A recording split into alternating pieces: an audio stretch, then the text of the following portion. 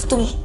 मैंने उस आदमी का चेहरा देखा और मैं जैसे खोई गई। उसकी आंखों को देखकर ऐसा लग रहा था कि जैसे उसका और मेरा कोई पुराना रिश्ता था। मम्मा, यही मेरे पापा है ना? पापा को घर लेके जा रहे हैं। आरव, ये क्या बोल रहे हो तुम? तुम्हारे पापा नहीं है क्या? हमारे मैनेजर वहां आए और डांटते हुए बोले, आरव को बाहर लेके जाओ, हमारी कंपनी के सीईओ अविनाश आहूजा हैं। आरव प्लीज, वो तुम्हारे पापा नहीं है।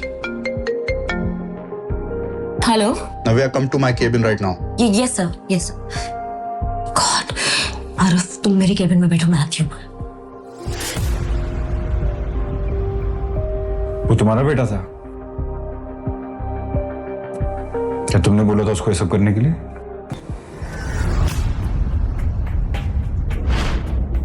देखो, मैं आरव को नाराज नहीं करना चाहता। क्या हम परसों डिनर पर चल सकते हैं?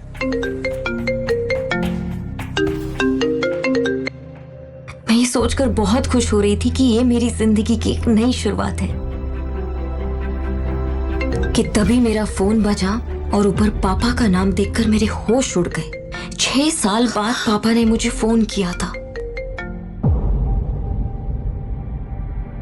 पापा वो बहुत बीमार थे और बस आखिरी बार मुझे देखना चाहते थे। उसने अपने ऑफिस से छुट्टी ली और तुरंत वहां से निकल गई।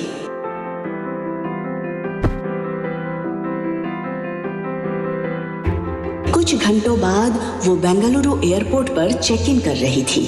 वो अपने पापा के एक बुलावे पर दौड़ी चली जा रही थी, सिर्फ इस उम्मीद में कि शायद अब उनका रिश्ता फिर से पहले जैसा हो जाए। आरव,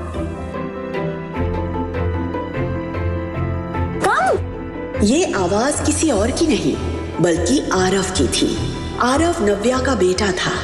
उसके साथ अतीत में जो हुआ उसके बाद उसने अपना शहर तो छोड़ दिया था, लेकिन उस रात की याद उसकी जिंदगी से कभी दूर नहीं हुई थी।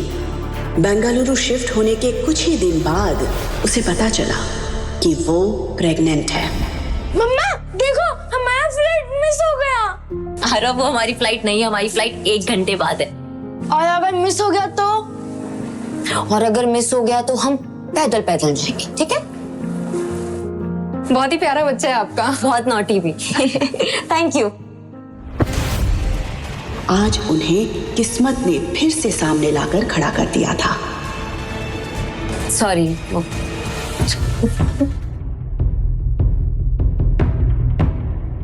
मुझे सर की फ्लाइट चेंज करवानी है। इस लेडी को भी आपने बिजनेस क्लास की टिकट दे दी। अविनाश सर बिजनेस क्लास से ट्रैवल करते हैं क्योंकि उनको डिस्टर्बेंस नहीं पसंद है।